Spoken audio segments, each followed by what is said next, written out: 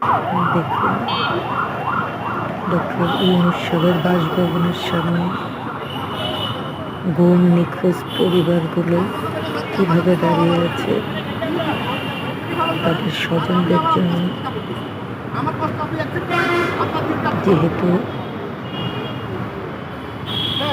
2024 সালের আগস্টের 6 তারিখ থেকে হলো যমুনা ভবন, ডক্টর ইউনূস সাহেবের বাসভবন। টর্চার সেল ওরফে আয়নাগর থেকে অনেক নিখোঁজ ব্যক্তি ফিরে এসেছে।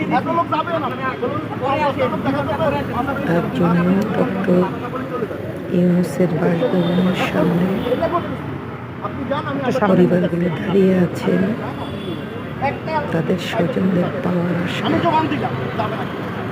দীর্ঘদিন যাবৎ তারা আশায় বুদ্ধি আছেন তার স্বজনরা আচ্ছা, যেখানে যাইতে বলবে সেখানেই যাবো আগে। কিংবা মারা গিয়েছেন ভালো মন্দ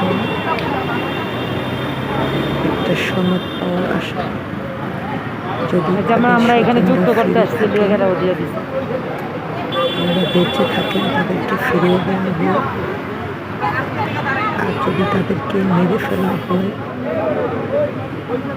প্রতিটা পরিবারকে পুরো পরিপূর্ণ যাতে সনদগুলো দেওয়া হয় কীভাবে তাদেরকে মার্ডার করা হয়েছে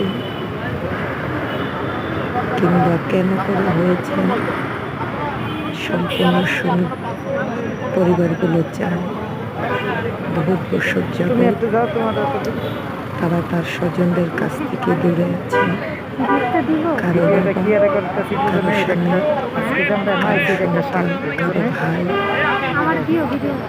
আর কতটা বছর যাবৎ কতটা দিন মাস সময় তাদের জীবন থেকে হারিয়ে গেছে। সব স্বজনদেরকে ছাড়া তার উদ্দেশ্যে আজকে এখানে তারা